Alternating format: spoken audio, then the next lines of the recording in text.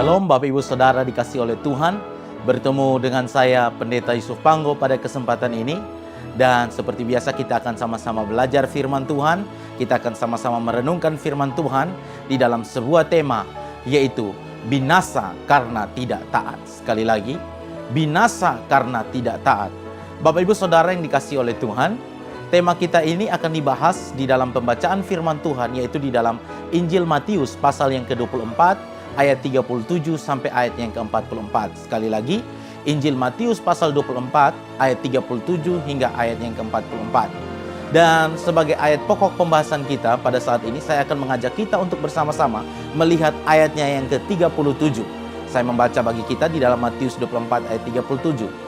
Sebab sebagaimana halnya pada zaman Nuh, demikian pula halnya kelak pada kedatangan Anak Manusia. Sekali lagi, sebab sebagaimana halnya pada zaman Nuh, demikian pula halnya kelak pada kedatangan Anak Manusia.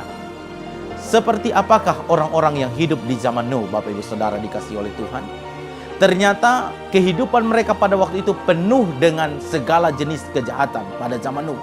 Mereka sama sekali tidak mengindahkan hukum-hukum Allah. Mereka lebih senang untuk melakukan dosa daripada melakukan kebenaran. Moral manusia pada zaman itu benar-benar telah rusak total, hancur Bapak Ibu Saudara. Ya, moral mereka. Di dalam Kejadian pasal 6 ayat yang kelima menggambarkan bagaimana kebejatan manusia pada masa Nuh. Yaitu di dalam Kejadian 6 ayat yang kelima, dilihatnya Tuhan bahwa kejahatan manusia besar di bumi dan bahwa segala kecenderungan hatinya selalu membuahkan kejahatan semata-mata. Sekali lagi, saya baca bagi kita Kejadian 6 ayat yang kelima. Dilihat Tuhan bahwa kejahatan manusia besar di bumi dan bahwa segala kecenderungan hatinya selalu membuahkan kejahatan semata-mata. Bapak Ibu Saudara yang dikasihi oleh Tuhan, di masa ini, masa sekarang menjelang kedatangan Tuhan Yesus Kristus, kita melihat bahwa keadaan manusia tidak jauh berbeda. Kalau kita melihat di media televisi hari ini, kita mendapatkan berbagai macam berita, ya.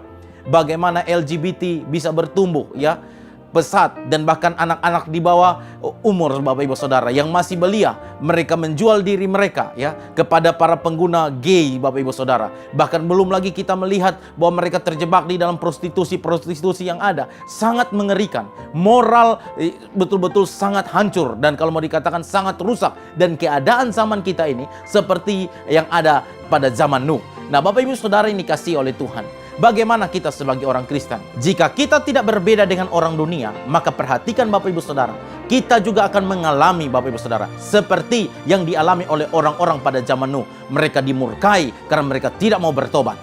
Bapak Ibu Saudara yang dikasihi oleh Tuhan, sesungguhnya kalau kita melihat, Tuhan menghendaki supaya kita sebagai orang Kristen memiliki kehidupan seperti Nuh, ya. Memiliki kehidupan seperti Nuh, seperti yang tertulis di dalam Kejadian 6 ayat yang ke-9.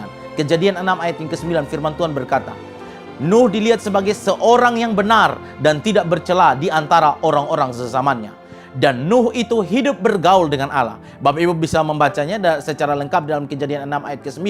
Saya mengambil beberapa kalimat dari ayat tersebut. Seorang yang benar dan tidak bercela di antara orang-orang sezamannya. Nuh itu bergaul dengan Allah.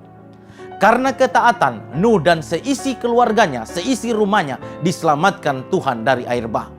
Tuhan mencari orang-orang yang taat dan hidup tidak bercela. Inilah yang paling dicari Tuhan pada akhir zaman ini. Bukan orang-orang yang hidup di dalam kefasikan dan kesuaman. Terhadap orang yang suam-suam kuku, Tuhan berkata sangat keras di dalam Wahyu pasal 3 ayat 16. Aku akan memuntahkan engkau keluar dari mulutku. Sekali lagi, aku akan memuntahkan engkau dari mulutku. Ya, di dalam Wahyu pasal 3 ayat yang ke-16. Ketaatan menuntut kita menyangkali diri setiap hari, menyalibkan hawa nafsu kedagingan kita, dan memiliki penyerahan total kepada Tuhan. Banyak yang berkata, mengapa harus capek-capek melayani Tuhan?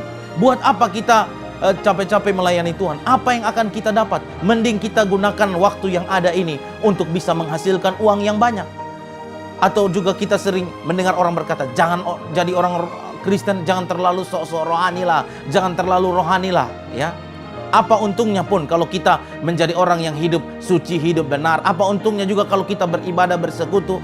Sering kita temukan orang-orang seperti itu. Namun perhatikan Bapak Ibu Saudara yang dikasihi oleh Tuhan, saya mau memberitahu bagi kita semua bahwa bila kita menyia-nyiakan kesempatan ini yang ada untuk melayani Tuhan, untuk beribadah, untuk hidup kudus, hidup di dalam ketaatan. Kalau kita menyia-nyiakan waktu yang ada ini untuk melakukan hal-hal tersebut, perhatikan, kelak kita akan menyesal. Karena apa Bapak Ibu Saudara? Setiap ketaatan kita selalu mendatangkan upah. 1 Petrus 5 ayat yang keempat berkata, apabila Gembala Agung datang, kamu akan menerima mahkota kemuliaan yang tidak dapat layu. Sekali lagi, apabila Gembala Agung itu datang, 1 Petrus 5 ayat yang keempat, apabila Gembala Agung itu datang, kamu akan menerima mahkota kemuliaan yang tidak dapat layu. Karena itu Bapak Ibu Saudara yang dikasihi oleh Tuhan, marilah kita hidup di dalam ketaatan kepada Tuhan, kita menyalipkan segala keinginan daging kita taat, beribadah, melayani Tuhan, dan hidup sungguh-sungguh di dalam Tuhan. Dan percayalah, setiap ketaatan kita ada upahnya, yaitu mahkota yang akan Tuhan berikan kepada kita pada akhirnya.